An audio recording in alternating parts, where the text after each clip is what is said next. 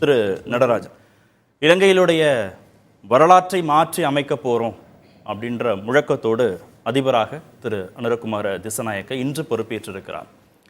அவருடைய வெற்றி குறித்து உங்களுடைய கருத்து என்ன?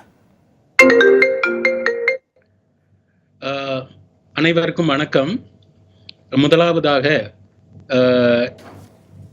ஹிஸ் எக்ஸலன்சி திரு அனுரகுமார திசாநாயக்க அவர்களுக்கு புதிய தலைமுறை சார்பாகவும் இங்கே அழைக்கப்பட்டிருக்கும் மற்ற பேனலிஸ்ட் சார்பாகவும் நம்மளுடைய வாழ்த்துக்களையும் தெரிவித்துக் கொள்ளலாம்.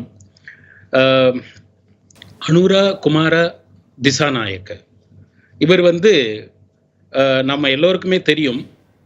ஜேவிபி என்ற கட்சியிலிருந்து முன்னால் இருந்து இப்பொழுது புதிய கட்சி ஆரம்பித்து அந்த கட்சியின் மூலமாக வெற்றி அடைந்திருப்பது உண்மையில் சொல்ல போனால் எனக்கு ஒரு ஜனவரி பிப்ரவரி மாதத்திலிருந்தே எனக்கு ஒரு அறிகுறி கிடைத்தது.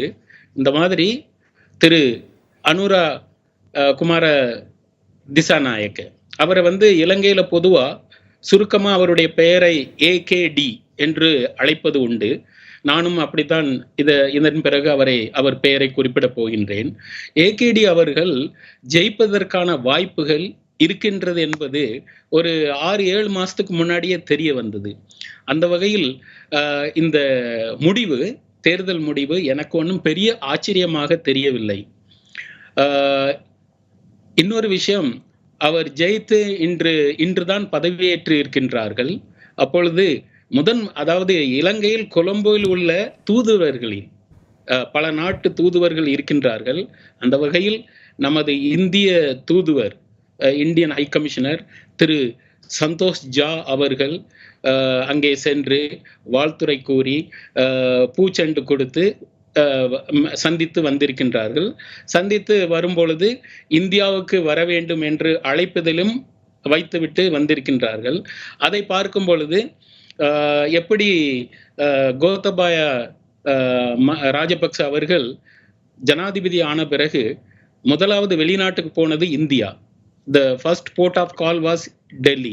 அதே போல AKD அவர்களும் இந்தியாவுக்கு வருவார்கள் என்று நாம் எதிர்பார்க்கலாம். ஒரு 6 மாதங்களுக்கு முன்பே திரு அனுரகுமார திசாநாயக்கோடைய வெற்றியை கணிக்க முடிந்ததுன்னு சொல்றீங்க. எதை வச்சு அதை உங்களால அனுமானிக்க முடிஞ்சது?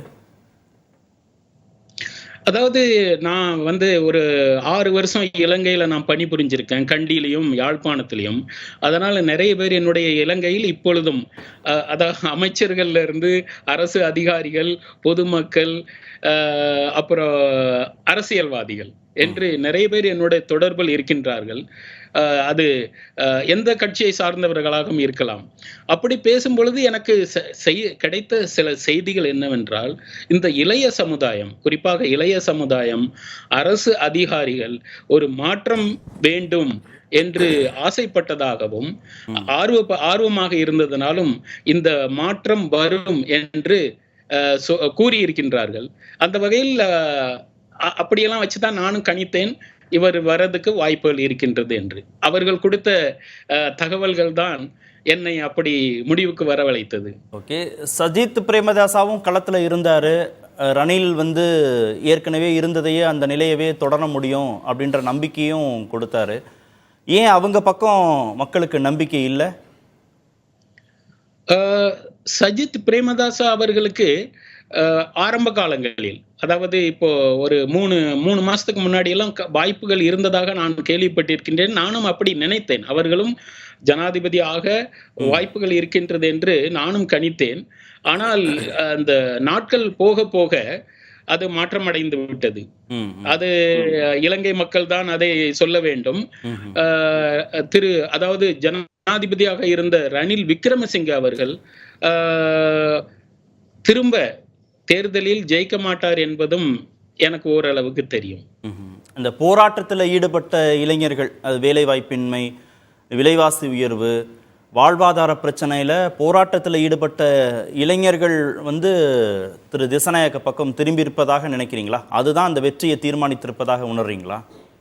அந்த போராட்டத்தில் கலந்து கொண்டவர்கள் மட்டுமல்ல, அதாவது இந்த மாணவர்கள், இளைய சமுதாயம்னா நான் சொல்வது யாருக்கெல்லாம் வாக்களிக்க தகுதி இருக்கின்றதோ அந்த இளைஞர்கள், அதுல மாணவர்களும் இருக்கலாம், அப்படியாப்பட்டவர்கள். அப்புறம் அரசு அதிகாரிகளும் இதுதான் ஒரு காரணம். என்னவென்றால் இந்த பொருளாதார சீர்குலைவு, அதுவும் ஒரு முக்கிய காரணம். மற்றும் இன்னொரு காரணம் பெண்கள் கூட திரு ஏகேடி அவர்களுக்கு தான் அதிகமாக வாக்களித்ததாக தெரிகின்றது. கோத்தபய ராஜபக்ச அதிபராக பதவியேற்ற பிறகு முதன்முறையாக வந்த நாடு இந்தியா. அதனால ஒரு இந்தியா சார்பு நிலை திரு அனுரகுமார திசாநாயக்கிட்டையும் இருக்குன்னு நம்புறீங்க. ஆனா அதற்கான சமிஞ்சைகள் தெரியுதா? நிறைய சந்தேகங்கள் இருக்கு அவர் மேல. உண்மையிலே சொல்ல போனால் இது ஒரு நல்ல கேள்விதான்.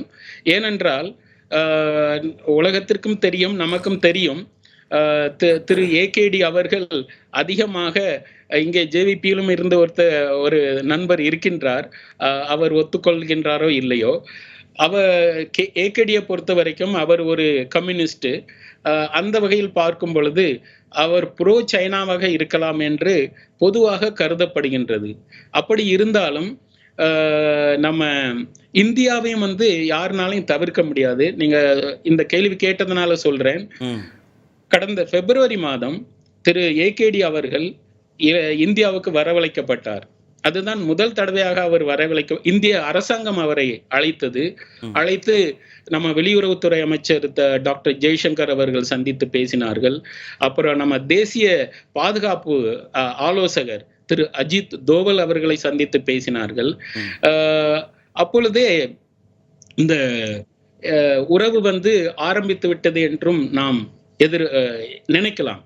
அந்த வகையில் தான் நானும் எதிர்பார்க்கிறேன். முதல் வெளிநாட்டு பயணம் இந்தியாவாக இருக்கலாம் என்று நான் நினைக்கின்றேன். அப்படி இருந்தால் நான் சந்தோஷப்படுவேன், நீங்களும் சந்தோஷப்படுவீங்கன்னு நினைக்கிறேன். இல்லைன்னா வருத்தம் தான். இல்லைன்னா வருத்தப்படவும் செய்யணும்ல. Waiting for him to visit India as a first port of call. நிகழ்ச்சியின் இப்பகுதியை இணைந்து வழங்குவோர் V-Guard